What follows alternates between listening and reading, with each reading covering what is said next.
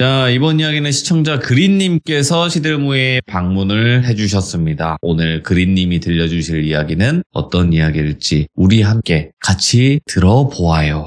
네, 안녕하세요. 그린님, 네. 아우, 안녕하세요. 오늘도 뭔가 명랑하고 컨디션이 괜찮아 보입니다.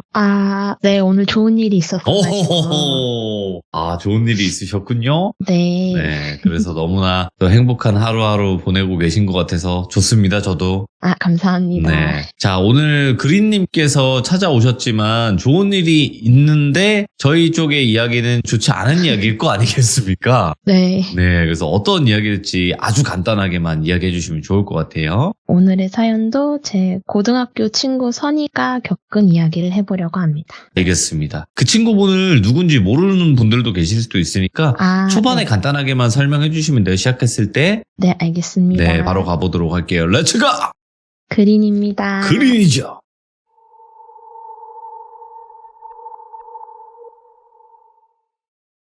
제 고등학교 친구 선이는 어릴 때부터 좀 이런저런 일을 겪게 되는데 그게 말 그대로 귀신을 보면서 시달리는 친구였는데 그 시달리는 이유가 아무래도 외삼촌의 신내림 거부로 인해 생긴 일들이라고 해요. 그래서 그런 친구의 겪었던 일과 그리고 왜 그런 일들을 겪었는지 대해서 오늘 이야기해보려고 합니다. 선이가 귀신들을 보고 느끼면서 힘들게 살아왔던 시간들을 혼자만 겪다가 시간이 흘러서 이건 진짜 도저히 안 되겠다 싶어서 한때 선이가 같이 살고 계셨던 할머니랑 어머니께 나 너무 힘들다. 귀신들이 눈에 보이고 가위에 자주 눌린다. 어떻게 해야 하냐라고 이야기를 하게 됐대요. 그치만 할머니랑 어머니는 그 얘기를 들으면 너가 학교 생활이 힘들고 휴대폰을 밤늦게까지 이용하다 보니까 그렇게 보고 느끼는 거다. 그러니까 휴대폰 사용도 좀 줄이고 학교 생활이 진짜 너가 정 힘들면 언제든지 얘기를 해라 라고 말씀하셨대요.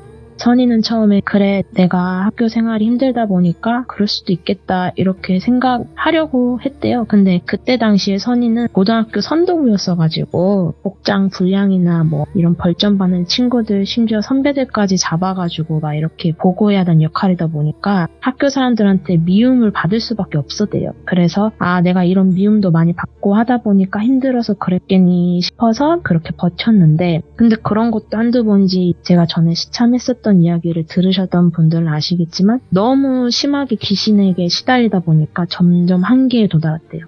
그러다가 할머니랑 어머니께서 선이가 보는 것들이 이건 진짜 마냥 헛것만으로 보는 게 아니구나 라는 걸 알게 되고 그 일로 그 선이가 왜 이런 힘든 일을 겪게 될 수밖에 없었는지에 대해 이야기를 풀어보도록 하겠습니다.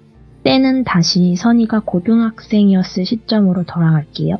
가위 눌림의 강도가 점점 심해지니까 가위 눌릴 때마다 선이가 어머니랑 할머니한테 이 얘기를 하면서 하루하루를 보내고 있었대요. 늘 그랬던 것처럼 어머니는 선이가 그때 당시 한창 연재하고 있었던 미드죠. 워킹데드? 그런 드라마들을 막 보고 있는데 너가 그런 거 자꾸 보니까 그런 꿈을 꾸는 거다. 이렇게 별거 아니다 라고 넘기셨대요. 그래서 얘기를 듣고 있던 제가 그래 맞아 선아 너가 무섭다 생각하면 더 그럴 수밖에 없어. 안 보이는 분들은 다 그렇게 생각할 수밖에 없지 라고 말했어요. 근데 그때 당시에 선이가 말하길 할머니 연세가 꽤 많으셨다고 하는데 선이는 할머니랑 자면 가위에 눌리지 않는다는 걸 어느 순간 느끼게 됐대요. 다 큰 애가 할머니랑 처음부터 잤을 리는 없고 어쩌다 한 번씩 타이밍이 맞으면 할머니랑 안방에 누워서 잠을 잘 때가 있었다고 해요. 그래서 선이가 생각한 건 할머니가 우리 집에 자주 오셨으면 진짜 너무 좋겠다 라고 이런 생각을 한 거죠. 그래서 그날도 할머니가 안방에서 선이랑 같이 잠을 잤는데 주말이었던 걸로 기억을 한대요. 새벽에 선이가 또 가위에 눌리게 되대요. 근데 원래 아까 말씀드렸던 것처럼 할머니랑 자면 가위에 안 눌렸었는데 할머니랑 같이 있는 상태에서 가위 눌리니까 이상하다고 생각했대요. 그래서 왜 눌리지? 할머니랑 자고 있는데 왜 가위에 눌릴까? 하고 가위에 눌린 상태니까 머리에 최대한 힘을 주고 고개를 있는 힘껏 돌렸대요. 그렇게 옆을 딱 봤는데 할머니가 안 계시더래요. 그래서 일찍 일어나서 옆에 안 계시는 건가? 어쨌든 할머니가 안 계셔서 가위에 눌렸구나 이런 생각을 갖고 이번에 왜 눌리나 싶어갖고 두리번 거리다가 뭔가에 이끌린 것처럼 천장을 보게 됐대요. 근데 저게 뭘까 천장에 뭔가가 보이더래요. 빤히 쳐다보니까 사람 발목이 보이더래요. 그거 보고 선이가 발목이 왜 이러면서 말문이 막혀갖고 계속 쳐다보는데 발목부터 종아리 다음 무릎 다음에 허벅지 이렇게 점점 쭉 내려오는데 근데 그게 내려오는 게 그냥 내려온 게 아니라 무슨 1초가 10분으로 느껴질 정도로 아주 천천히 내려오더래. 그래서 선이가 저거구나. 저것 때문에 내가 지금 가위 눌리고 있구나. 그렇게 딱 느끼고 있는데 몸은 움직여지지 않고 안 보려고 고개를 돌리려고 해도 움직여지지도 않고 꼭 뭔가 계속 보고 있어야 된다는 그런 압박감이 들더래요. 그렇게 계속 보고 있다가 결국 그것이 다 내려왔는데 다 나온 모습을 보니까 축 처진 몸에 어떤 아줌마였다는 거예요. 다 나온 걸 보니까 그 아줌마가 천장에 뭘 빨고 계셨다는 거죠. 근데 선이가 눈이 정말 안 좋아요. 원래 시력이 안 좋아서 렌즈를 끼고 다녔던 걸로 제가 기억을 해요. 그래서 제가 이야기를 듣고 있다가 선이한테 물어봤어요. 야, 너 눈 안 좋잖아. 근데 무릎이고 허리고 그게 어떻게 막 보여? 그랬더니 선이가 그림자처럼 뿌옇게 보여. 뚜렷하게 보이진 않는데 그림자여도 형태가 있잖아. 그러니까 그게 다 보이고 또 내가 실물을 보는 게 아니고 가위에 눌려서 보이는 거다 보니까 내 머릿속에 신체 부위마다 하나하나 다 느껴져가지고 아줌마라는 것도 느끼게 되고 근데 보는데 내가 이 사람이 어디서 많이 본 것 같은 느낌이 들었어 라고 말을 하더라고요. 그래서 어디서 봤지 라는 생각과 동시에 딱 풀리자마자 뻘떡 일어났대요. 일어나서 보니까 할머니가 집에 와 계시더래요. 그래서 할머니한테 달려가가지고 아니 할머니 어디 가셨냐고. 나 또 가위 눌렸다고. 할머니 없으면 나 가위 눌린다니까. 그런 거 아는데 왜 나 두고 가냐고. 나 너무 힘들었다고 했더니 할머니께서는 주무시다가 새벽에 깼는데 할 것도 없고 해서 산책 갔다 왔다고. 그래서 선이가 그래도 할머니 나 두고 가지 말라고. 잘 땐 내 옆에 있어 달라고. 할머니가 없어가지고 가위 눌리고 막 힘들었다고 이렇게 찡찡대니까 선이 얘기 들으시다가 할머니께서 이번에도 또 똑같은 놈한테 눌렸어? 라고 선이 말에 위로와 공감을 해주듯이 댓글을 해주시더래요. 그래서 아니라고. 다른 귀신이었다고. 근데 이번엔 진짜 너무 무서웠다고. 천장에서부터 어떤 아줌마가 내려오는데 하고 있잖아 라고 말했더니 할머니가 선이 말을 딱 듣자마자 표정이 딱 굳으시더니 다시 얘기해봐 라고 물으셨대요. 그래서 아니 위에서 발부터 쭉 내려오는데 계속 보니까 여자였다? 근데 나 그 아줌마 어디서 본 것 같아? 라고 했더니 선이는 그림자처럼 새까맣게 보여가지고 성별도 가늠이 안 될 거라고 생각을 하지만 어떤 아줌마라는 확신은 있었대요. 그냥 그런 생각이 계속 들었대요. 그래서 해코지하고 그러진 않았고 무서웠다고. 근데 왜 할머니도 그 귀신 봤어? 왜? 왜 물어봐? 이렇게 물었더니 할머니가 말씀을 해주시는데 할머니가 그날 5시 새벽에 일어나셔서 잠은 안 오지 할 것도 없고 해서 진짜 산책을 나가셨대요. 그랬더니 이렇게 산책을 하고 둘러보시면서 나오셨는데 경비 아저씨가 그 새벽에 나와 계시고 이른 시간인데도 막 밖에 사람들이 나와 있더래요. 보통 보기 힘든 광경이니까 할머니가 경비 아저씨한테 다가가서 무슨 일이래요? 라고 물었더니 그때 당시 선이가 1901호에 거주를 하고 있었는데 2001호에 거주하고 계셨던 아줌마가 그런 안 좋은 선택을 하셨다고. 근데 그걸 가족들이 새벽에 발견을 하셨다고 하더래요. 그래서 구급차 오고 소란스러우니까 이웃 주민분들이 나와서 보고 계셨던 거고 선이가 안방에서 그 아줌마를 봤다고 하는데 그 아줌마도 안방에서 그런 선택을 하셨다고 해요. 같은 1호 라인이었어가지고 집 구조가 똑같을 수밖에 없는데 그래서 선이가 아마 보지 않았나 싶거든요. 그리고 선이가 가위 눌렸을 때 봤던 그 아줌마를 어디서 본 것 같다고 생각이 든 이유가 아무래도 같은 라인이니까 같은 엘리베이터를 타고 종종 마주쳤을 테고 그래서 어렴풋이 그렇게 느낀 게 아닐까 싶었대요. 그래서 할머니께서는 이날 이후 선이가 얘 예스러운 게 아니다 이거 아니다 수상하게 느껴서 결국에 할머니가 심각하게 여겨가지고 어머니랑 상의를 했대요. 그래서 마냥 헛것만 보는 것 같진 않다. 넘길 게 아니다. 진지하게 이야기를 하고 어머니가 아시는 지인분께서 내가 아는 무당집이 있는데 괜찮다. 거기로 한번 가봐라 해서 그 집을 찾아가게 됐대요. 그렇게 방문을 했는데 무당분께서 어머니가 아무것도 안 물어봤는데 보자마자 딸이 아프네 이러더래요. 그래서 어머니께서는 딸이 귀신 보고 뭐 가위 눌리는 거 빼고는 선이가 되게 좀 통통한 편이어가지고 듬직해요. 건강한 선이를 아니까 아니요 안 아픈데요? 라고 하신 거죠. 그래서 무당분께서 큰딸이 아프구만. 아니요 안 아프다고요. 이런 식으로 잠깐 기싸움을 오고 가다가 무당분께서 아니 내가 아픈 건 병이 걸리고 감기 걸리고 그런 걸 말하는 게 아니라 네 큰딸 귀신 안 봐? 이러더래요. 그래서 어머니께서 에? 네 본다고 그랬더니 신이 모셔야 할 사람이 그걸 안 모신다고 숨으면 그게 숨어지냐? 화만 나지. 자신을 모시고 받들어야 될 사람이 도망갔는데 그 신이 화가 날 거 아니냐고. 그러면 어떻게 되겠냐고. 내가 모셔야 될 신이 그릇이 없어졌는데 그래서 지금 네 딸 괴롭히고 있는 거라고. 그래서 네 딸이 아픈 거라고. 신을 받아야 될 사람이 왜 신을 안 받고 있어? 이렇게 막 허통을 치시더래요. 그럼 내 딸이 지금 신내림 받아야 되는 거냐? 그랬더니 아니 네 딸이 받을 신이 아니라고. 네 딸이 받을 신이 아닌데 받아야 될 사람이 안 받고 있으니까 네 딸이 제일 귀문이 트인 사람이라고. 그래서 네 딸 괴롭히고 있는 거다. 근데 그거 들으니까 어머니 이해가 안 갔대요. 아니 그럼 누가 대체 신을 받고 어떻게 해야 되는 건지 이거 뭐 어떻게 해야 되지? 이렇게 생각을 하고 있는데 무당분께서 바로 어머니한테 형제 중에 연락 안 된 사람 없어? 네 자식들 말고 너 말이야 네 형제 이렇게 말씀하시더래요. 그때 당시에 작은 삼촌이 해외로 돈을 벌러 나가셔가지고 연락이 안 되던 때였대요. 근데 연락이 안 된 사람은 그 삼촌밖에 안 됐다는 거죠. 근데 외숙모는 연락이 됐대요. 그래서 돈 벌려고 연락이 안 되는구나 싶었대요. 뭐 가족이라고 맨날 연락하는 건 아니었으니까요.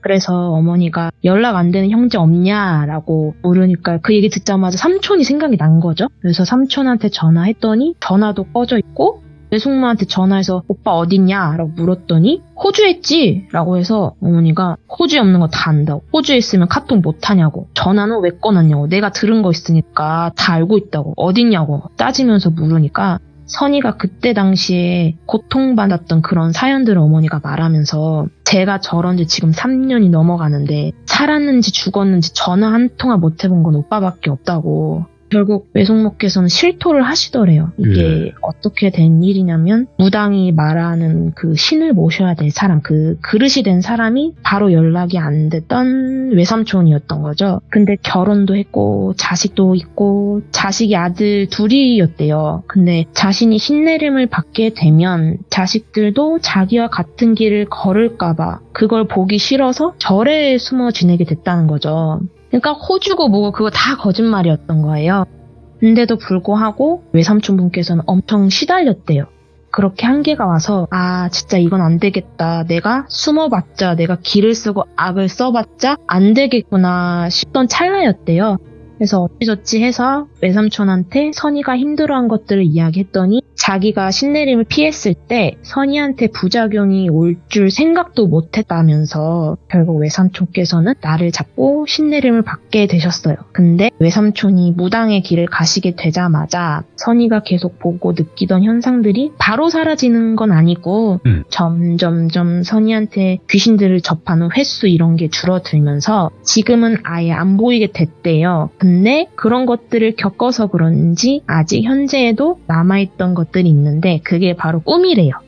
실제로 가위를 눌리거나 길을 걸으면서 귀신들을 보는 그런 것들은 지금은 현재는 없지만 현재에서는 꿈으로 많이 접한다고 해요. 그게 뭐냐면 뭐 잠을 자서 어떤 꿈을 꾸게 되면 그 꿈이 예를 들어 뭐 어떤 지인이 사고 나는 꿈이면 며칠 안 가서 그 꿈에 나온 사람이 사고를 겪게 되거나 자신도 모르는 사람이 꿈에 나오면 알게 모르게 선이가 막 접촉하셨던 분이었는데 뭐 그분이 돌아가신 분이거나 뭐 이런 꿈들을 아직도 꾸고 있다고 해요. 오호. 그래서 외삼촌이 신내림을 받으면서 그 뒤에 또 이야기가 있는데요. 외삼촌이 신내림 받는다고 하루아침에 딱 사라진 건 아니라 했잖아요. 네. 근데 그날도 오랜만에 가위에 눌렸대요. 근데 선이는 벽을 보고 자고 있었고 벽은 흰색 벽이니까 그냥 흰 벽만 보여야 되는데 그 벽에 어떤 아저씨가 그림자로 보였대요. 근데 그 아저씨가 배가 이렇게 나오고 키 작은 아저씨였대요. 근데 그 아저씨가 선이를 보면서 세상 서럽게 울더래요. 너무 서럽게 울고 그런 모습을 보니까 선이도 막 가슴 안쪽부터 너무 서럽게 느껴지더래요. 그래서 왜 이렇게 서럽게 울지? 저 사람 누군데 나한테 이렇게 가위 누르면서까지 저렇게 우나 싶었대요. 그런 생각을 하면서 같이 슬퍼가지고 막 울었던 걸로 기억을 한대요. 그래서 가위에 딱 풀려서 눈을 떠보니까 어머니가 나갈 채비를 하고 계시더래요. 새벽 1시쯤이었던 걸로 얘기를 하는데 엄마가 잠깐 나갔다 올 거야. 아침에 들어올 거야. 너 그냥 먼저 자고 있어. 이러면서 나가시더래요. 그래서 다시 자려고 하는데 가위에 다시 딱 눌리더래요. 근데 그림자로 보였던 그 아저씨 배 나오고 키 작고 근데 선이가 말하길 머리는 약간 강호동 옛날 머리 아시죠? 그런 머리를 하고 계셨대요. 근데 서럽게 또 우시면서 막 이렇게 계시는데 갑자기 그 아저씨가 손을 내미는데 거기에 꽃이 있더래요. 꽃. 근데 다른 말은 없으셨대요. 그냥 그 꽃을 내미면서 엉엉 울기만 하시는데 꽃을 이제 선이한테 딱 주면서 서 계시는데 선이가 그걸 보고 이게 무슨 꽃일까 해서 봤는데 그 꽃이 튤립이었대요. 그래서 그거 보면서 선이도 울면서 깼대요. 그러고 아침에 일어나 보니까 어머니가 와 계셨죠? 어머니가 선이 잤어? 자고 일어났어? 했더니 선이가 뭐야 어디 갔다 왔어? 했더니 엄마 다시 나가야 돼 하면서 집을 싸고 또 나가시더래요. 그래서 선이가 붙잡고 나 가위에 눌렸는데 엄마 얘기 좀 들어줘 이러면서 키 작고 배 나오고 머리는 이렇고 이런 분한테 가위에 눌렸는데 너무 서럽게 울어. 그래서 나도 너무 슬퍼서 울다가 잠들었어 뭐 이런 얘기 하는데 막 얘기를 하는데 그거 듣다가 어머니가 그 나가려고 채비를 하시던 일을 멈추시더니 야 자세히 얘기해봐 이러시더래요. 그래서 선이가 아니 내가 어떤 아저씨가 펑펑 울더라 뭐 왜 저렇게 우나 이런 생각을 했는데 꽃을 줬어. 근데 그 꽃이 튤립이다? 근데 내가 받으려고 하다가 못 받고 깼어 이랬더니 어머니가 한숨을 푹 쉬시더래요. 그러다가 어머니가 하시는 말씀이 어머니 친구분, 그러니까 아는 지인분이 엄청 친하게 지신 지인분 남편이 돌아가셔서 연락을 받고 바로 장례식 갔다 왔던 거다라고 말씀을 하시더라고요. 그러면서 선희 어머니께서 엄마 친구가 꽃집을 해라고 하면서 사진을 보여주시더래요. 근데 그거 봤는데 맞더래요, 얼굴 사진이. 이목구비를 뚜렷하게 보진 못했지만 그 사진 보자마자 그분이시다라는 게 느껴지더래요. 그래서 어머니한테 맞아 맞는 것 같아 했더니 어머니께서 설명을 해주시는 거죠. 그 엄마 친구 남편 있잖아. 밤에 퇴근하고 오다가 주차하시다가 심장마비로 이렇게 세상을 떠났다고 그냥 급사하신 거래요. 그래서 명확한 타살 의혹도 없고 그래서 그냥 심장마비로 돌아가신 거라서 장례를 치르게 됐다는 거죠. 예. 근데 그 어머니 친구분이 남편이랑 꽃집을 하면서 지냈대요. 근데 두 분 금실이 너무너무 좋았는데 그 이모분이 제일 좋아하는 꽃이 튤립이었대요. 그래서 선희 어머니가 아저씨랑 같이 찍은 사진을 보여줬는데 그 아저씨가 맞다 하면서 나중에 장례식을 다 하고 어머니 그 친구분께서 선희한테 오셔가지고 선희한테 이야기를 듣고 가셨다는데 너가 선이지? 너가 아저씨 봤다 그러길래 아저씨 엄청 우셨어? 왜 우냐? 죽었으면서 왜 우냐? 나 혼자 두고 가는 게 미안해서 울었나? 이러면서 그냥 씁쓸하게 웃으시면서 그렇게 말씀하셨대요. 근데 이런 일을 겪으면서 좀 슬픈 일도 있었다 하더라고요, 선이가. 또 하나 더 얘기할 게 있는데 이건 선희 할머니 제사 때 외삼촌네 방문하게 되면서 겪게 된 일이었는데 이거는 겪게 된 지 얼마 안 된 일이고 지금 꿈으로 겪게 돼서 보게 된 일이었는데 선이가 그날 외삼촌네 집을 자주 가는 게 아니다 보니까 삼촌 집이 3층인지 4층인지 이게 헷갈렸대요. 이때도 건물에 도착을 해서 3층이었나 4층이었나 이러면서 올라가고 있는데 올라가다 보니까 4층까지 올라갔대요. 그래서 선이가 맞겠지 싶어서 똑똑하고 현관문을 두드렸대요. 근데 노크를 하자마자 어머니께서 그 바로 3층 4층 사이인 반층 밑에서 야 강아지 소리 들린다 3층이다 이러셨대요. 외삼촌네는 강아지를 키우고 계셔가지고 하고 선이는 내려갔대요. 내려가서 제사를 다 지내고 밤늦게 집에 돌아왔는데 집에 돌아온 그날 밤부터 선이가 자꾸 꿈을 꾸더래요. 근데 그 꿈이 뭐였냐면 첫날에 꿨던 꿈은 처음엔 녹아서 줄줄 흘러내린 남자가 선이를 쫓아오는 꿈이었대요. 그리고 다음날, 이튿날 잠을 잤는데 이번엔 부더기가 들끓는 남자가 쫓아오는 꿈을 꿨고 셋째 날엔 해골이 된 남자가 쫓아오는 꿈을 꿨대요. 선이 기억엔 그 3일이 토, 일, 월이었던 것 같더래요. 그렇게 월요일날 오후에 친척 언니한테 전화가 왔대요. 친척 언니가 전화로 하는 말이 외숙모께선 떡집 일을 하고 계셨다는데, 그래서 새벽에 떡을 만들려고 나왔는데 계단에 세상에 구더기가 너무 많아가지고 누가 음식물 복도에 둔 거 아니냐고, 아니 어떻게 관리하면 구더기가 들끓냐 이런 말씀을 하시면서 문 빨리 닫으라고, 들어온다고 구더기. 그래서 외삼촌이 그 말 듣고 확인하려고 나왔는데 냄새도 그렇고 그냥 눈에 보이는 것들이 심상치가 않다고 판단을 하셨나봐요. 그래서 야 이거 안 되겠다, 이거 경찰에 신고해야겠다 이러시고는 경찰에 신고를 하게 된 거죠. 경찰분들 집 건물에 방문을 하게 되고 외삼촌은 이제 다시 가게에 나가고 외숙모가 떡집에서 퇴근하면서 집에 오셔서 얘기를 들었는데 돌아가신 분이 계셨던 것 같다고. 그 돌아가신 분이 바로 외삼촌네 윗집이었던 4층이었던 거죠. 원래 그 윗집 사람이 허구한 날 아내를 때리고 뭐 이렇게 폭력을 좀 너무 심하게 일삼아서 매일 싸우고 술 먹고 난리도 아니었대요. 그래서 이제 윗집에서 그렇게 하니까 너무 밑에서는 시달려서 뭐 층간소음으로 뭐라고 할 수 있지만 이 환경 자체가 어떨지 뻔히 아니까 뭐라고 하지도 못하고 그렇게 좀 층간소음으로 시달려서 살았었대요. 근데 그러던 어느 날 되게 어느 순간부터 그냥 조용해지길래 아, 그 아저씨 정신 차리고 사려나 봐 싶었는데 알고 보니까 아내랑 자식분들은 다 짐 싸서 도망 나가고 혼자 살고 계셨다고 하는데, 그렇게 혼자 사시다가 눈앞에서 돌아가신 것 같다고 현관문 바로 앞에서 발견이 됐대요. 그래서 이런 얘기를 쭉 하면서 선이가 근데 이런 꿈을 꾼 건 꾼 건데 왜 꿈에 나와서 이렇게 나한테 그런 모습을 보여주는지 모르겠다고 그러는 거죠. 또 제가 곰곰이 이렇게 듣다가 생각을 해서 얘기를 해준 게, 제가 짐작만 하는 거지만 얘기를 해줬어요.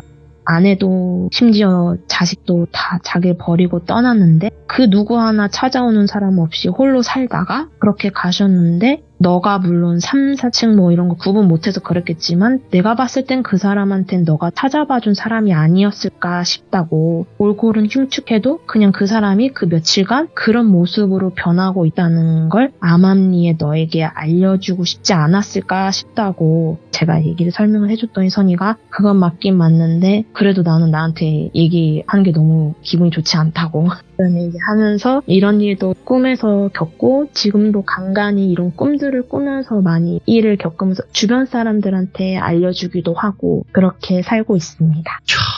기구하기도 하다 진짜. 그죠? 네. 들으면 들을수록 사실 좀 다른 세상에 사는 느낌이 들잖아요. 그냥 만났을 때는 친구인데 그러니까, 그런 일들 하나하나가 저희 시들무에도 정말 길고한 삶을 사시는 분들도 많았지만 또 한 분이 추가가 된 것 같아서 너무나 잘 들었고, 그린님께서도 오늘 이야기 전달도 너무나 잘해주셔서 감사드리고 항상 너무나 고마워요, 그린님. 아닙니다. 네, 제가 감사드리죠. 앞으로도 또 선희님의 이야기도 많이 들려주시면 좋을 것 같고, 오늘도 좋은 일 있으셨다고 했는데 내일도 모레도 좋은 일 가득하시길 바라겠습니다. 감사합니다. 감사합니다. 네. 자, 여러분들 반갑습니다. 이번 이야기 시청자 그린님께서 시들무에 찾아와 주셨습니다. 한번 연결을 해보도록 하겠습니다. 네, 여보세요. 그린님. 네, 안녕하세요. 예. 오늘 그린님께서 들려주실 이야기가 귀신에 관련된 이야기가 될 것 같기도 한데요. 한번 빠르게 진행을 해보도록 할게요. 렛츠고! 그린입니다. 그린이죠.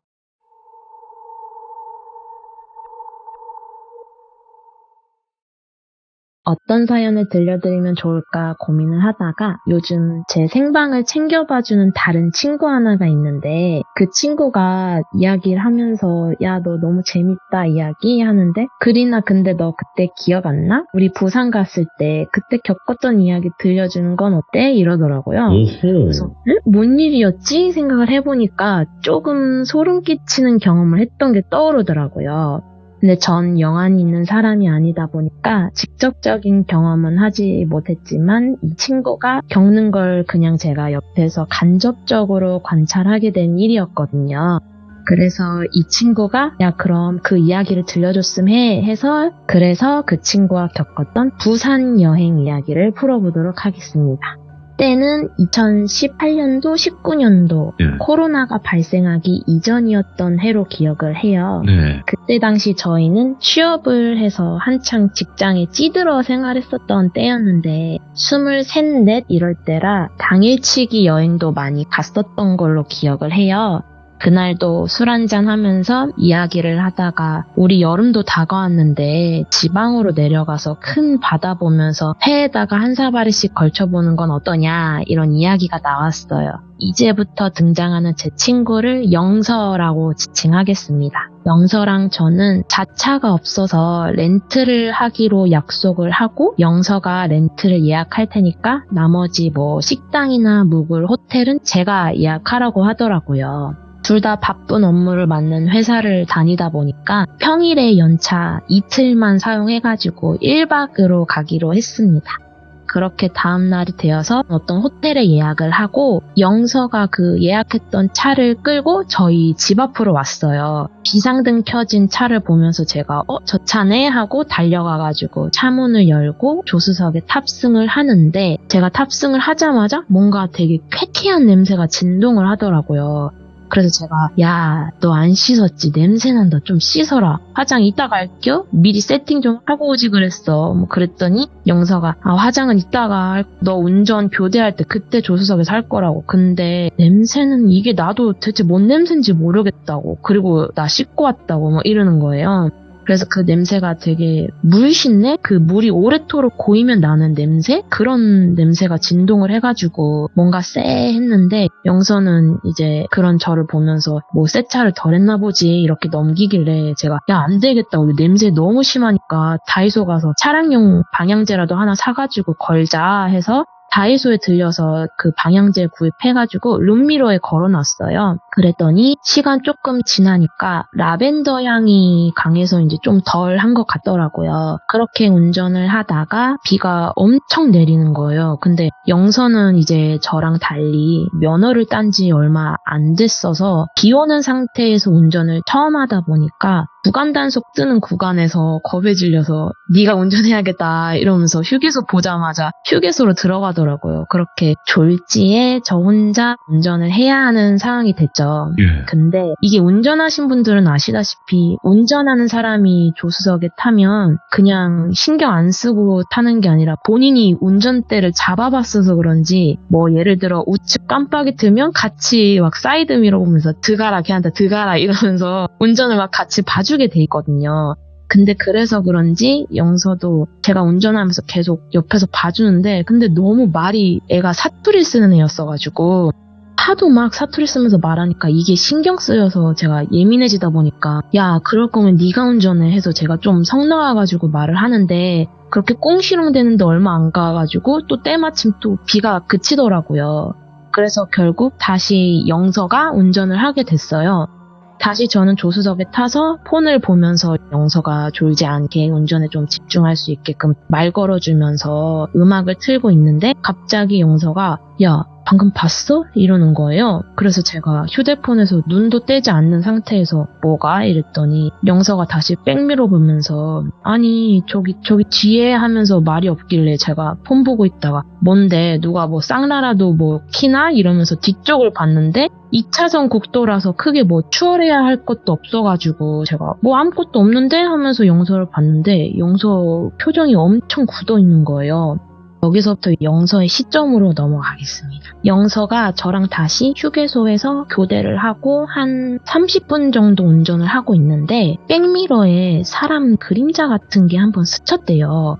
근데 그게 뒷좌석이었대요. 그래서 이상하다 싶어서 저한테 이야기를 했던 거고 제가 못 봤다고 하니까 다시 백미러를 봤는데 아무것도 없더래요. 그래서 내가 잘못 봤나 하고 다시 영서는 운전을 집중을 했대요. 근데 그러다가 또 구간 단속 터널을 지나고 있는데 그 터널을 지나면 터널 안에 있는 등들이 되게 띄엄띄엄 있다 보니까 밝아졌다가 어두워졌다가 하잖아요. 근데 그 불이 밝아질 때마다 조수석 유리창에 사람 얼굴이 비치더래요. 그래서 영서가 내가 헛것 본 거야, 잘못 본 거야 이렇게 세뇌를 했대요. 그래서 다시 운전에 집중을 해서 계속 앞만 보고 핸들을 잡고 운전을 하는데 뒤통수에서 자꾸 시선이 느껴지니까 조수석을 쳐다보게 되더래요. 근데 자세히 보니까 사람 얼굴이 아니더래요. 처음엔 눈이 까매서 왜 저렇게 까말까 하고 빤히 쳐다봤는데 눈알이 없어서 눈이 까맣게 보인 거고 입은 양쪽에서 우리 빨간 마스크 귀신 있죠. 그것처럼 입이 양쪽을 잡아 찢은 것처럼 콱 찢어서 위로 말려 있고 밑에서는 턱 아래로 물이 뚝뚝 떨어지더래요. 그래서 그거 보고 영서가 룸미러 쳐다도 안 보고 진짜 앞만 보고 달렸대요. 근데 그때 당시에 저는 왜 뭐가 뭘 봤는데 뭔데 그러는데 말 좀 해봐 이랬는데도 제가 기억하기로는 그때 약간 영서가 까무잡잡한 애인데 애가 막 허옇게 질려가지고 이따가 이 말만 하고 운전했던 걸로 기억을 해요. 걔가 면허를 딴 지 얼마 안 되다 보니 긴장해서 그런갑다 해서 그냥 내가 운전할게 하고 다시 제가 호텔까지는 운전을 해서 그렇게 부산을 도착하게 됩니다. 호텔에 들어가서 짐을 풀면서 제가 고생했어. 너 너무 무리다 싶으면 그냥 재미난 노래만 틀어달라고 내가 운전할 거니까 걱정 말라고 했는데 영서가 아니 그건 됐고 너 잠시만 앉아보라고 하면서 방금 봤던 상황을 저한테 이야기를 해주더라고요. 그래서 그 얘기를 듣고 저도 이제 영가를 본다는 거에 어느 정도 신뢰를 갖고 있던 터라서 영서의 말을 잘 귀담아 들어주면서 그래 괜찮아 계속 생각하지 말고 일단 우선 여행 왔으니까 재미나게 놀고 정 안 되겠다 싶으면 다시 내가 운전해서 올라가면 되니까 무서울 거 없다고 하면서 다독여줬죠. 그렇게 이른 오후에 저희가 이틀 굶은 노력을 보여주자 하면서 비키니를 입고 풀장에서 거품놀이 막 즐기고 다시 내려와서 다시 씻고 저희는 별스타그램에다가 올릴 만한 사진을 다 찍어놨으니까 메이크업 했던 걸 다 지우고 생얼로 편안한 옷을 갈아입고 나가자 하고 제가 먼저 씻으러 들어갔어요. 이제 씻고 제가 나와가지고 야 이제 너 씻어 하는데 침대를 보니까 영서가 자고 있는 거예요. 그래서 아이고 많이 긴장했어서 피곤했겠거니 하고 그냥 자기 둬야겠다 하는데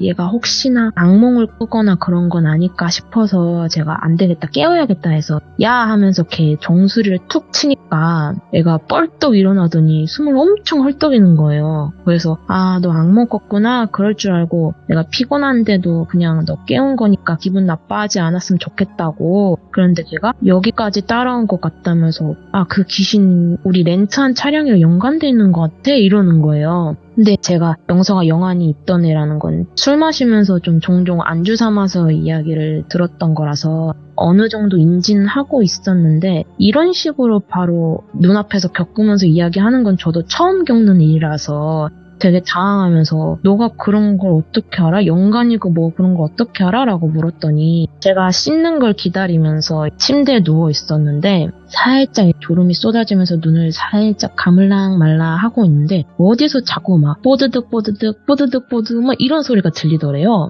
그래서 영서가 쟤는 씻을 거면 빨리 씻지 거울에다가 뭔 짓을 하는 건가 이랬대요. 근데 거울에다가 뭔 짓을 하는지 왜 그렇게 느꼈냐면 걔가 이런 소리가 입김을 불고 뽀드득이 그 서리가 끼면 손으로 글자 그리고 하는 것처럼 그런 뽀드득 손지문이 유리 같은 곳에 문대는 소리가 들리는 걸로 들려서 그게 제가 저러고 있구나라는 걸 느꼈대요. 근데 그 생각이 들자마자 거기서 소름이 끼치면서 몸이 굳어버리는 게 쟤는 씻고 있고 나는 침실인데 저 소리가 어떻게 내 귀에까지 이렇게 선명하게 들리지? 하면서 소름 끼쳐가지고 고개를 돌리는데 몸이 안 움직여지더래요. 가위에 눌린 거죠. 근데 아까 봤던 그 귀신이 침대 밑에다가 머리만 이렇게 기어 나와가지고는 침대 프레임에다가 입김을 불고 퉁퉁 뿌른 손가락으로 끄적이더래요. 근데 그거 보고 영서가 와 미치겠다 이거 어떡하지? 이거 가위 어떻게 풀지? 이렇게 자세히 보일 정도면 엄청나게 무서운 앤데 나 이거 어떻게 깨냐 이러고 있는데 갑자기 그 귀신이 하고 또 손가락을 뻗어서 행동을 취하려는데 그 손이 갑자기 정지가 되고 웃고 있던 입이 살짝 처지면서 멈칫하더니 쓱 사라지더래요. 근데 눈 떠보니까 제가 본인을 깨우고 있었던 거죠. 이 얘기를 다 듣는데 뭔 바다고 해고 술이고 뭐가 들어오겠어요. 그래서 야 그냥 이대로 인천 올라갈까? 했는데 영서가 아니라고 너랑 붙어있으면 걔 안 올 것 같다고 여기까지 왔는데 어떻게 다시 올라가냐. 그냥 나가자 하더니 카드키를 챙기더라고요. 뭐 말려봤자 안 들을 것 같아서 알겠다 하고 수산시장 가가지고 회 하나 떠가지고 바다 앞에서 자리 잡고 한 잔씩 이렇게 들이키는데 약간 살짝 알딸딸해지게 되는데 저는 워낙 말이 많고 떠들면서 막 그렇게 술 먹는 타입이 아니라서 먼 바다 이렇게 쳐다보면서 영서 이야기 들어주면서 대꾸해주는데 영서가 갑자기 내가 봤을 땐 그 렌트카가 문제인 것 같은데 넌 뭐 딱히 그런 거 안 느껴지지? 이러길래 제가 솔직히 좀 차가 이상하긴 해. 물비린내나 그렇게 나는 거 보면. 그리고 너 그 밭떠던 그 귀신도 뭐라 했지? 그 물이 막 떨어진다 했나? 뭐 손도 불고? 그랬다 하지 않았어? 아, 맞다. 영서야, 너 렌트카 사장님한테 뭐 따로 들은 거나 좀 행동이 찜찜하거나 뭐 그런 건 없었어? 왜 요새 막 침수차 싸게 해가지고 매수해서 본인이 끌기엔 찝찝하니까 렌트로 돌린다는 얘기도 있잖아 라고 말하니까 제가 그때 당시 생각 없이 술도 취했고 푹 던지듯이 얘기한 게 약간 파도 소리 막 이렇게 들리면서 제가 말하는데도 소름 끼쳐서 그 말 끝나자마자 영서를 딱 쳐다봤는데 영서도 저도 와씨 하면서 알딸딸해진 술이 확 깨더라고요. 그렇게 다시 호텔에 들어가서 저희가 예약했던 방이 트윈베드다 보니까 영서랑 저랑 따로 잤는데 자다가 또 그 귀신 나왔다면서 무섭다고 저랑 같이 자자는 거예요. 그래서 그 좁은 침대 하나 가지고 같이 잠을 자고 아침에 일어나서 다행히 저랑 붙어서 잤을 땐 딱히 뭐 가위 눌림 같은 게 없어서 편하게 잤다고 하더라고요. 근데 짐을 다 싸고 운전대는 일단 그때 제가 잡아서 그렇게 렌트카 업체에 차를 돌려줘야 하니까 그 업체에 찾아갔는데 이제 뭔가 제가 보자마자 저 사장이었어? 라고 말하니까 맞다고 저분이라고 하니까 뭔가 제가 그때 되게 막 화가 나는 거예요. 운영하는 사장이면 사고 있는 차 뭐 이런 거 다 분명 알 거라고 생각이 드니까 차 키 주면서 차 확인하셔야 하지 않냐면서 공용주차장 그 공터에 대놨다면서 같이 나가자 해서 사장님이랑 같이 주차해놨던 차로 갔는데 사장님이 차를 이리저리 한 바퀴 돌면서 확인하더니 갑자기 탑승하시면서 뭐 불편한 점은 없으셨어요? 이러시는 거예요. 근데 보통 여쭤보시면 확인하는 그런 루틴인갑다 싶은데 저희가 워낙 겪은 게 있다 보니까 괜히 그 질문이 되게 기분이 나빠가지고 제가 좀 뭔가 한 성격이 있어서 왜요? 뭔 일이라도 났어야 정상인가 보죠? 이랬거든요. 그랬더니 영서가 막 옆에서 야 하지 마 이러더라고요. 그래서 제가 왜 말은 바로 해야죠 사장님. 제가 괜한 말을 했습니까? 라고 하니까 사장님이 이러더니 뭔가 무슨 일을 겪으셨는진 모르겠지만 저는 모르는 일입니다 이러는 거예요. 그래서 말이 되게 이상하잖아요. 어색하고. 그래서 제가 환불해달라 뭐다 이런 거 안 할 테니까 어떻게 된 건지 얘기나 들어보자 했더니 사장님이 안으로 들어가서 얘기하자면서 주변을 막 살피는 거예요. 그래서 주변 환경은 신경 쓰인가 보지 해서 제가 막 씩씩대면서 막 같이 들어갔어요. 근데 영서는 옆에서 엄청 쭈그려 있더라고요. 그렇게 가게 안으로 들어갔는데 사장님이 커피 한 잔 내주시니까 제가 괜히 막 저 카페인 알러지 있어요. 안 먹어요. 빨리 얘기해주세요. 이랬더니 사장님이 실은 그 사고차다. 사고가 있는 차인데 사전에 공지는 제가 다 해드렸다. 이런 식으로 말씀을 하시는 거예요. 그래서 제가 영서 보면서 야, 너 사고 차량인 거 알고 되어 있어? 이랬더니 영서가 아니 너가 기다릴 거 알아서 빨리 차 끌고 갈 생각하니까 설명하는 거 대충 듣고 나왔다. 그래서 잘 못 들었다라고 말하니까 제가 조금 당황은 했지만 공지했다고 하니까 그래서 사장님 쳐다보면서 그래도 사장님 사고차면 사고차다. 문제 있는 점은 좀 필히 강조해서 말씀해 주셨어야죠. 그랬더니 사장님이 사실 그 사고 차량인 거를 흘리듯이 말한 거라서 아마 친구분은 못 들으셨을 거다라고 이렇게 이실직고 말씀을 해주시더라고요.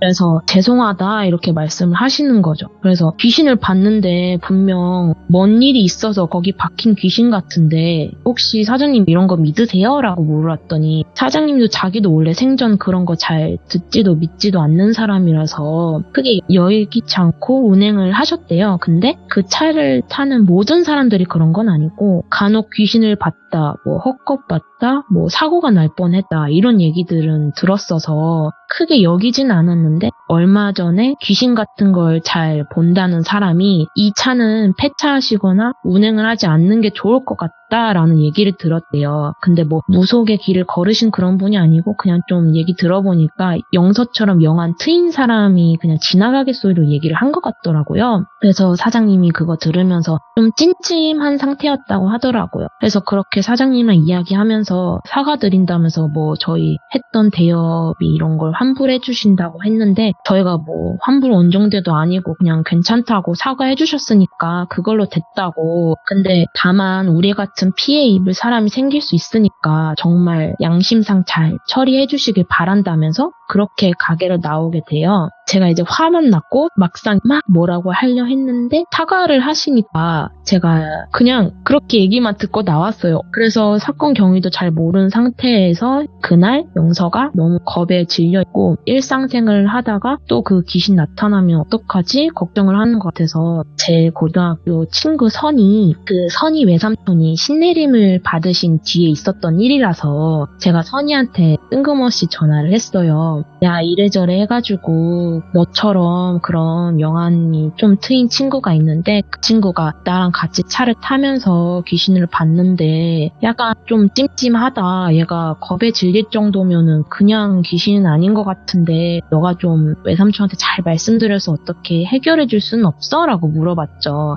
그랬더니 외삼촌께 선이가 연락을 하고 그 외삼촌 분께서 그때 내림 받으신 지 한창이었어서 되게 좀 사람들께 많이 알려진 터라서 예약이 다 꽉 차 있고 뭐 이런 말씀을 하셨대요.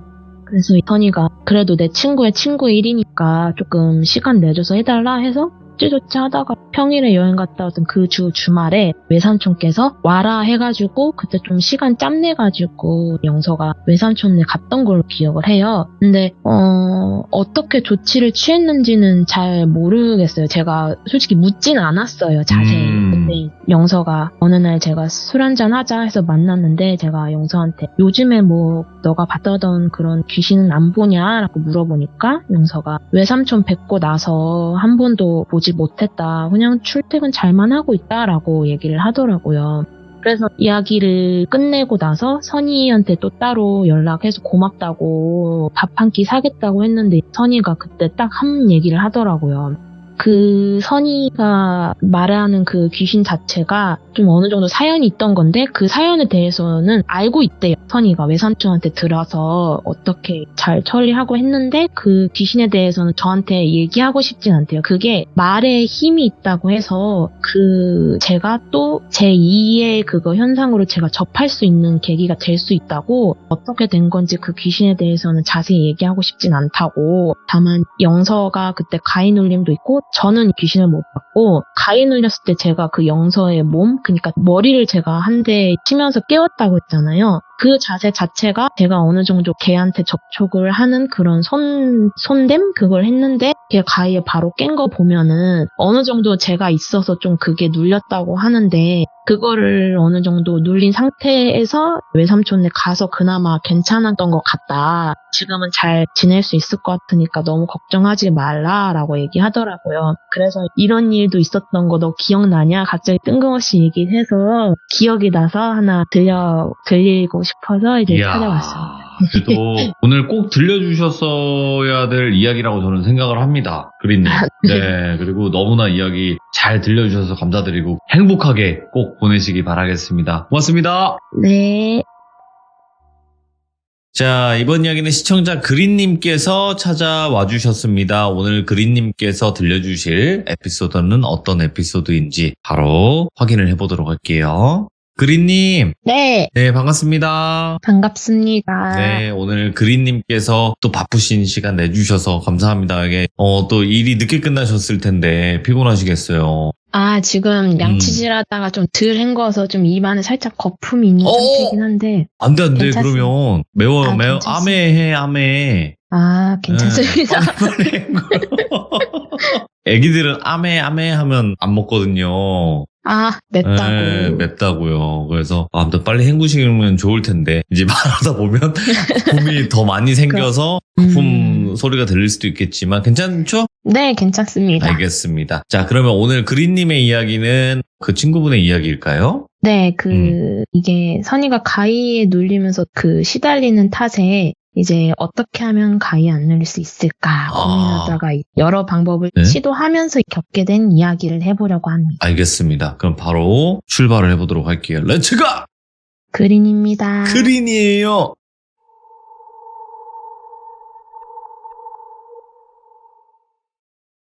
우선 선이가 가위에 눌리면서 시달리는 탓에 어떻게 하면 가위에 안 눌릴 수 있을까 그렇게 고민을 하다가 여러 가지 방법을 시도했는데 저한테 얘기해 준 거는 그 중에서 3가지의 방법을 얘기했어요. 근데 그 방법을 시도하면서 조금 많이 힘든 일을 겪게 된 이야기인데 이 이야기는 작게 3가지의 이야기를 나뉘게 돼요. 그래서 그 첫 번째 이야기는 우선 선이가 제대로 가위라는 것을 눌리기 시작한 건 고등학생이 되고 어느 순간부터 집에서 잠을 자면 계속 가위에 눌렸다고 해요. 가위에 눌리면 맨날 똑같은 귀신한테 시달리면서 눌리는데 그 귀신의 생김새가 어땠냐면 불에 새까맣게 타가지고 성별은 남자고 하얀 눈알이랑 이빨, 치아만 보였대요.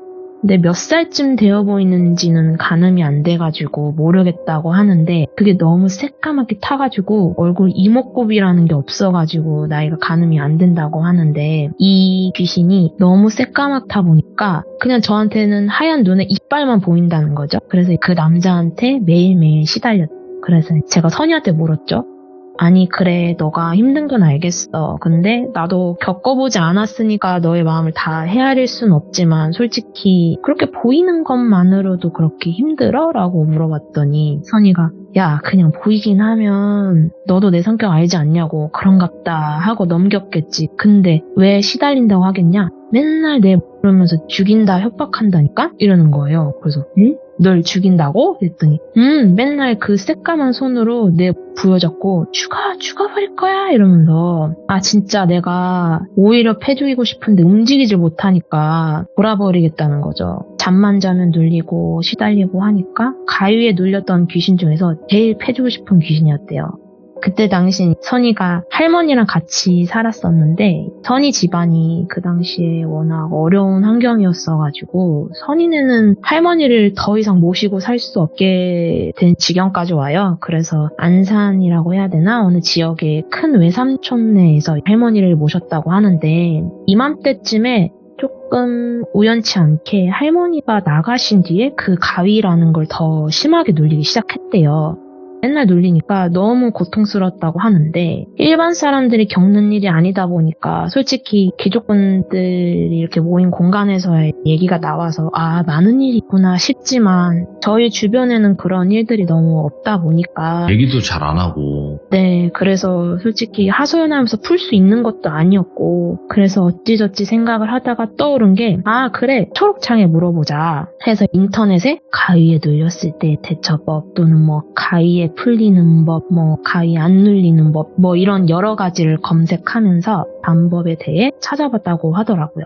근데 막상 검색을 해보니까 딱히 마땅히 자기한테 와닿는 이야기들이 없더래요. 그러다가 어느 날도 어김없이 또 혹시 있나 해서 의지를 갖고 서치를 하고 있었는데 선이 눈에 딱 띄는 글을 발견을 했대요. 그래서 제가 그게 뭐였는데? 하니까 그 이야기가 뭐였냐면 가위에 눌렸을 때 아주 야한 생각을 하면 가위가 풀린다는 글을 발견을 한 거죠. 뭐야 그건 또 그런 머리가 글을 빨리 자란다 이런 얘기는 들어봤지만 그런 얘기를 들었대요. 그래서 선이는 그런 생각? 그래 이런 생각을 한다고 뭐 돈 드는 것도 아니고 내가 단지 그냥 생각만 해본다는 건데 크게 별 탈 없겠지 싶어가지고 해보자 하고 이제 그날 그렇게 그 글을 보고 잠을 잤대요. 근데 아니나 다를까 그날도 잠을 자자마자 그 가위에 눌렸대요. 근데 또 가위구나 지겹다 지겨워. 근데 그때 바로 선이가 검색했을 때 찾았던 이야기가 생각이 난 거죠. 그래서 그 생각 아하. 근데 학생이었으니까 그때 솔직히 뭘 자기 딴에는 그때 정보 같은 걸 잘 몰랐대요. 그래서 그냥 선이가 생각할 수 있는 모든 지식을 총동원해가지고 하면서 막 생각을 했대요. 근데 신기한 게 그런 생각을 하다 보니까 그냥 진짜 정말 가위가 딱 풀리더래요. 그래서 이거다 대박. 불에 탄 남자도 안 보이고 와 진짜 너무 편하게 잤다. 너무 신기하다 하면서 그 뒤로 며칠 가위 눌릴 때마다 그런 생각들을 하면서 지냈대요. 그냥 아무런 것도 안 겪고 아무런 것도 안 보이고 그래서 그렇게 2, 3일은 안 눌린 거죠. 근데 4흘째 되던 날, 그날도 어김없이 그렇게 생각을 하고 있었는데 그래서 또 오늘도 잠 잘 자겠거니 싶었는데 가위가 안 풀리고 그대로 가위에 눌려가지고 몸이 안 움직이더래요. 그래서 왜 안 되지? 이거 왜 안 풀리지? 하는데 어떻게든 몸으로 막 제스처하면서 고개를 돌려보니까 베란다에 뭔가가 보이더래요. 그래서 빤히 쳐다보니까 베란다에 아까 얘기했던 불에 탄 남자가 서가지고 선이를 쳐다보고 있더래요. 근데 위치가 제가 보내드린 그 그림 보시면 선이가 그림판으로 그린 건데 사진으로 봤을 때 거실에 선이가 그림처럼 누워서 잠을 자고 있었고 그 남자는 선이방 베란다에 서 있었다는 거죠. 그래서 선이가 쟤는 왜 저기 서 있지? 이상한데 왜 저기 서 있고 왜 안 들어오지? 왜 저러고 있지? 이런 생각 갖고 있는데 갑자기 현관 쪽에서 도락 띠리링 소리 들리더니 삑 비번을 치고 누군가가 문을 열고 들어오는 소리가 들리더래요. 예? 그게 선이가 보통 어머니랑 사셨을 때 집안 슬리퍼를 신라를 신고 살았다고 하는데 그날 맨발이 바닥에 촥촥 이렇게 밟는 소리가 들리더래요. 그래서 베란다 쪽으로 돌렸던 고개를 다시 현관 쪽으로 고개를 어떻게든 힘줘가 돌려서 쳐다봤더니 엄청 큰 남자가 서 있더래요. 근데 그 남자는 키도 엄청 크고 선이가 말하기로 몸이 엄청 좋은데 그래서 제가 몸이 얼마나 좋은데? 이랬더니 몸이 그냥 자기 기준에서는 되게 좋았대요. 근데 얼굴은 안 보였대요. 근데 자세히 보니까 우통을 벗고 있더래요. 근데 선이는 그 남자를 보고 처음에는 저 남자 뭐지? 덩치 저렇게 크지? 아 잠깐 저 사람 아니다. 귀신인 거죠, 남자 귀신. 그래서 선이한테 성큼성큼 다가와서는 선이 다리를 엄청 훑어보더래요. 근데 남자 귀신이 훑는 부위마다 소름이 엄청 돋더래요. 그래서 선이가 야 이러다가 진짜 큰일 나겠다 안 되겠다 너무 소름 끼친다 해서 뭔가 별짓을 다 해가지고 겨우겨우 가위에 깼다는 거죠. 그렇게 그날 밤 종일 선이 몸 부위별로 소름 끼치는 경험을 하고 나서 그런 생각을 도저히 못하겠더라고 하더라고요. 근데 그런 생각을 안 하니까 불에 탄 남자한테는 계속 똑같이 시달리지만 방금 말씀드렸던 그런 덩치 큰 남자가 나오지는 않았대요. 그래서 나중에 주변에서 가위 안 눌리는 방법을 서치하고 좀 하려는 사람이 있다면 만약에 혹시라도 이런 글이 찾았다고 해도 절대 시도조차 해보지 않았으면 한다는 이야기를 꼭 하고 싶다고 하더라고요.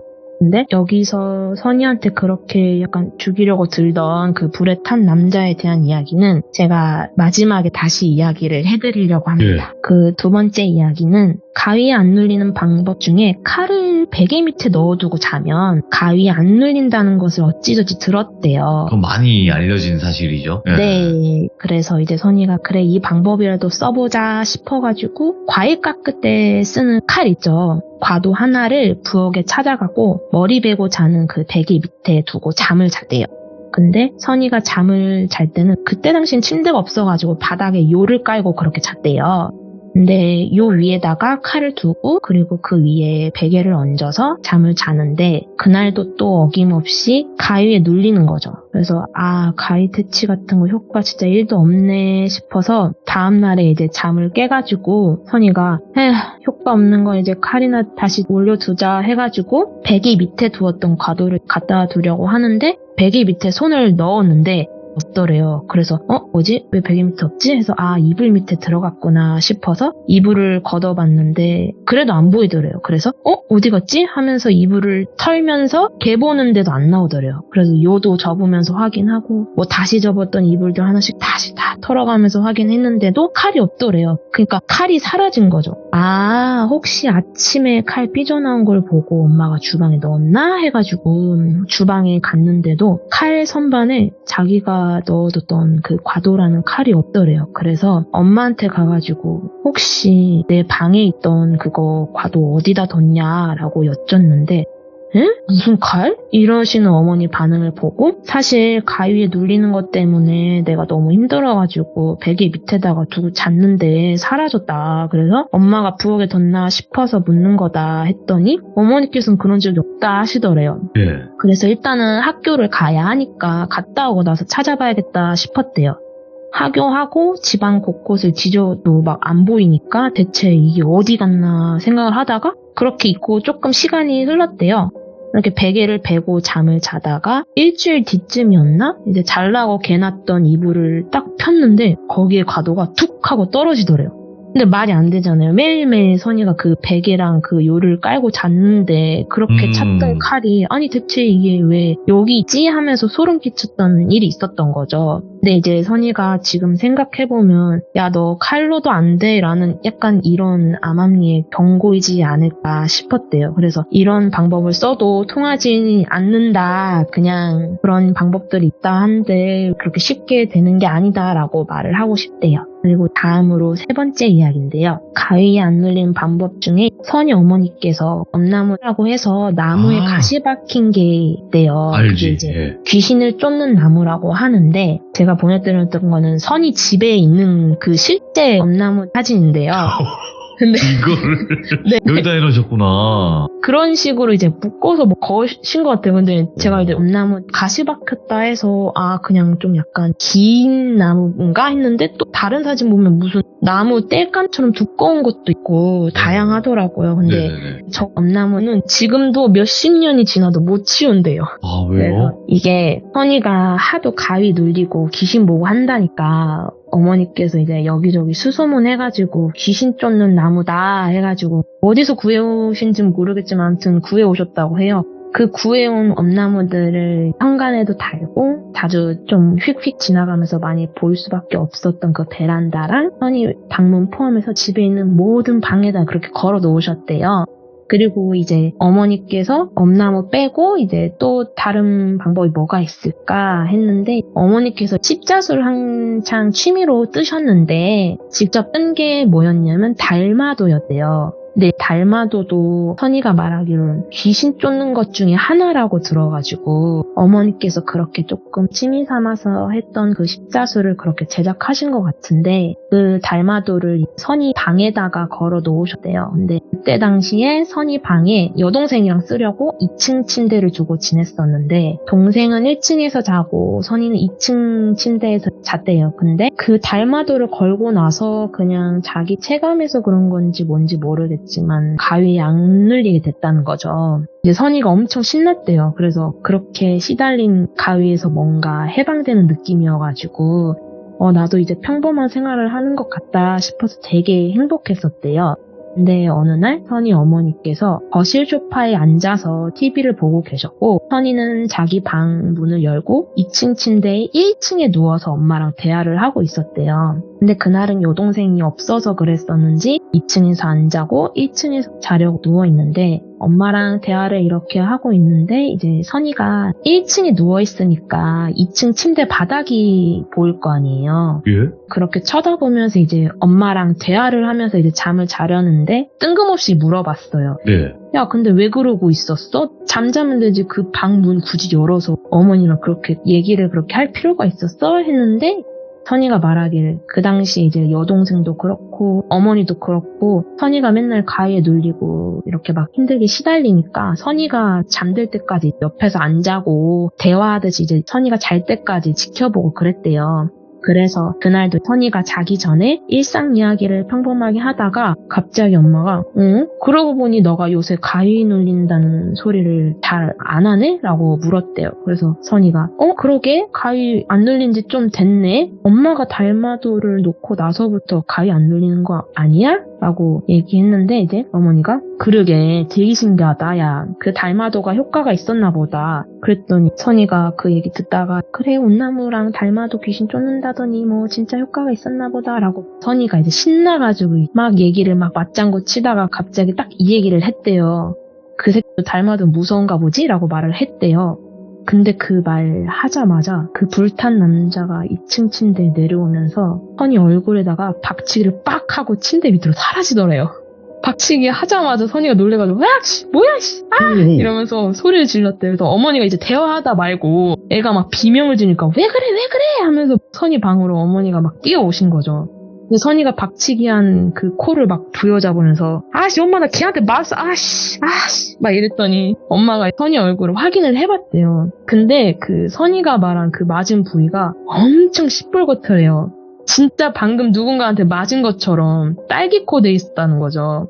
맨정신이었어요. 두 분 다 그냥 깨어 있었고. 근데 이제 어머니가 선이 얼굴 보자마자 막 화가 나가지고 소리 지르면서 막 침대 발로 차면서 막 꺼져 왜 내 딸 괴롭히냐고, 뭐 잘못했냐고, 내 새끼 왜 때리냐고 막 울면서 소리를 막 지르셨대요. 근데 침대 밑에 들어갔다는 얘기를 들으니까 이제 막 어머니가 침대 밑에다가 막 나와 이러면서 막 소리 지르는데, 솔직히 그렇다고 뭐 달라지는 건 없었대요. 뭐 허공에다가 어머니가 발길질만 하는 것밖에 안 되니까. 그래서 선이한테 그 박치기한 그 불에 탄 남자가 바위에 눌리면 항상 선이 몸 위에 올라타서 선이 죽을 것 같다고 하는데, 근데 제가 아까 불에 탄 남자에 대해 이야기 드린다고 했잖아요. 그 이야기가 뭐냐면, 항상 저는 이제 돌비님한테 사연을 좀 제보하기 전에 이제 선이랑 전화하면서 야, 너 이런 얘기 했었지? 아, 잠깐만, 나 이런 이야기도 있어 하면서 이제 대화를 하는데, 그 틀을 잡으면서 뭐 인터뷰처럼 좀 통화를 하거든요? 근데 얘기를 하다가 저희 둘 다 소름 돋는 일이 있었는데, 선이가 어릴 적에 누군가는 방화라고 하죠. 아, 네. 그런 건데, 방화라는 것도 어찌 보면 큰 사건의 중에 하나인데,